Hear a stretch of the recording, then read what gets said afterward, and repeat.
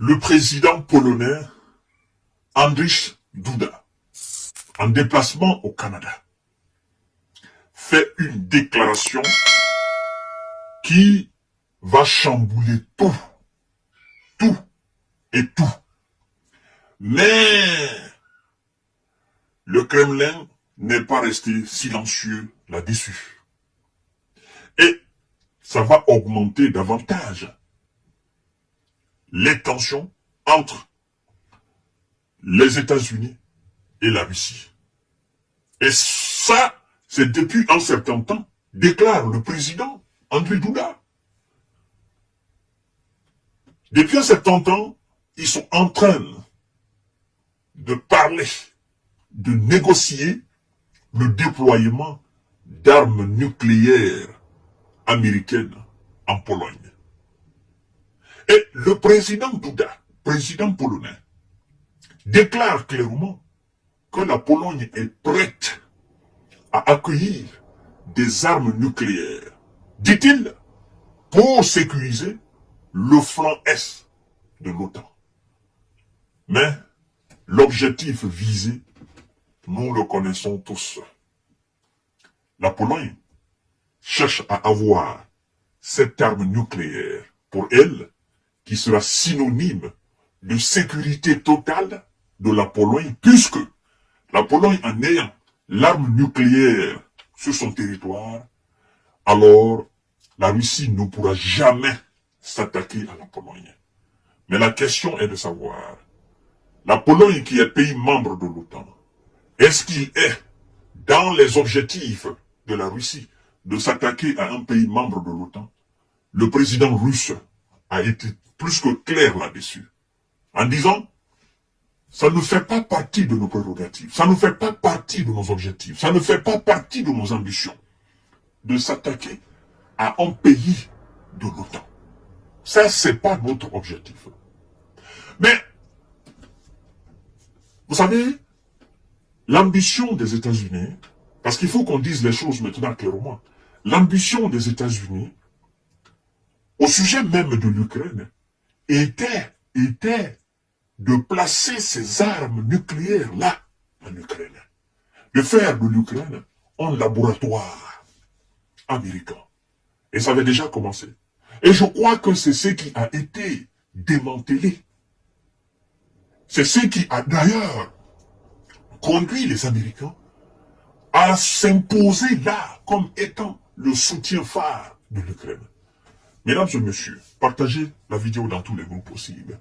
Quelles seront les conséquences de cela? Parce que le Kremlin a réagi au déploiement. Et on se dit, ah voilà, enfin ils avouent. Et c'est d'ailleurs une erreur monumentale de la part des Américains. Parce que c'est un grand prétexte de plus pour la Russie de déployer non plus des armes, n'est-ce pas, nucléaires, non stratégiques.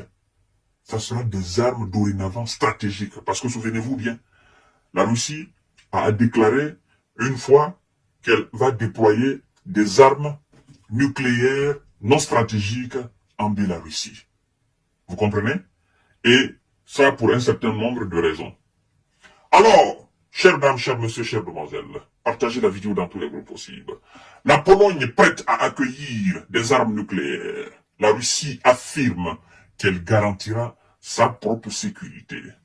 Et vous savez, quand elle dit cela, la Pologne est prête à accueillir l'arme nucléaire pour son territoire. Seulement si l'OTAN, dont elle est membre, décidait de renforcer son flanc est face au déploiement par la Russie de nouvelles armes, n'est-ce pas, à Kaliningrad et à Biélorussie, a déclaré le président polonais dans un entretien publié ce lundi 22 avril 2024. Il dit, je cite, « Si nos alliés décidaient de déployer des armes nucléaires dans le cadre de partage, n'est-ce pas, nucléaire sur notre territoire, afin de renforcer la sécurité du front oriental de l'OTAN, nous sommes prêts à le faire », a expliqué M.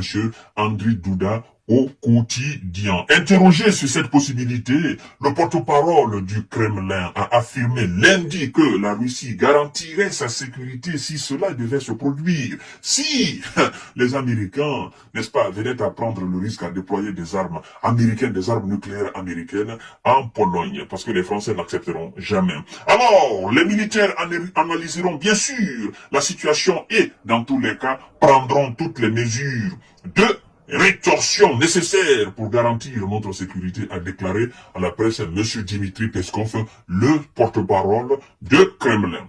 Des discussions avec les États-Unis depuis un certain temps. Voilà, des discussions. La Pologne discutait avec les États-Unis, continue toujours de discuter avec les États-Unis. On n'a pas dit la Pologne discute avec la France, encore moins l'Allemagne ou la Grande-Bretagne. On dit la Pologne discute avec les États-Unis. Donc il s'agit des armes nucléaires américaines, qu'on s'est déversé un peu partout dans les pays européens.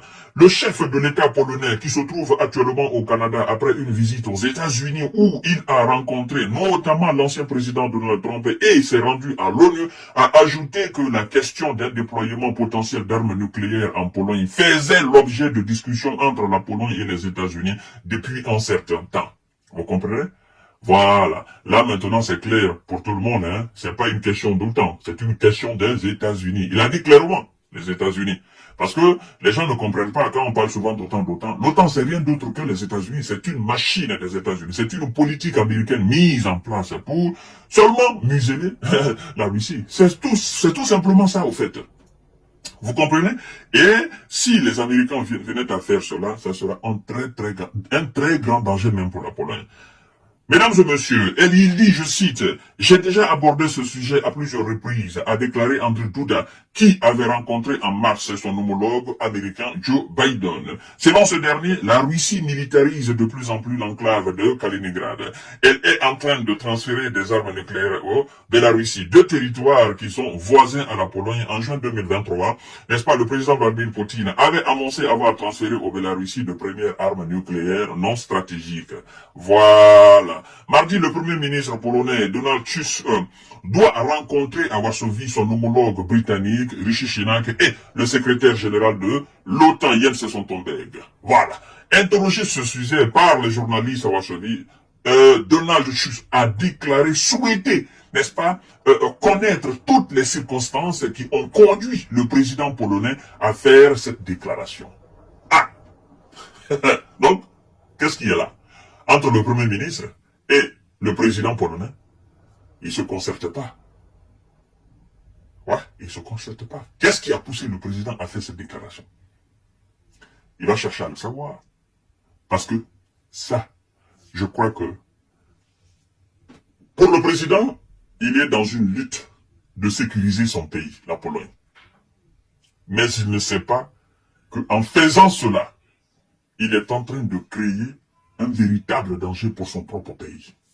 Il ne comprend pas. Mais il va le savoir. Comme il dit qu'il est en discussion avec les États-Unis d'Amérique, je crois que les Américains ne sont pas fous jusqu'à ce niveau-là pour déployer des armes nucléaires en Pologne. Ils ne sont pas fous. Mais ça va rester sur, n'est-ce pas, dans la phase de discussion. Je tiens beaucoup que la Pologne vive en sécurité. Depuis la victoire électorale de la coalition pro-européen de Donald Tusk en octobre, la Pologne vit une période délicate, n'est-ce pas, de cohabitation. Andrzej Duda étant un proche allié de l'ancien pouvoir nationaliste, populiste. Je tiens beaucoup à ce que la Pologne vive en sécurité, à ce qu'elle soit aussi bien armée que possible. Mais je voudrais aussi que toute initiative éventuelle soit tout d'abord très bien préparé par les personnes qui en sont responsables, a dit Donald Tusk. Selon la constitution polonaise, le président de la République est formellement le chef suprême des armées, n'est-ce pas, exerçant des fonctions par l'intermédiaire du ministre de la Défense.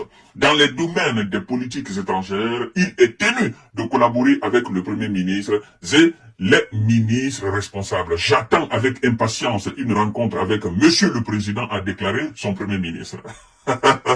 Les deux hommes politiques se sont souvent opposés sur le plan de politique intérieure, mais leur point de vue sur le soutien à l'Ukraine est sur la même, n'est-ce pas, et sur la menace russe sont restés largement similaires. Donc, sur ce point, il y a de divergences.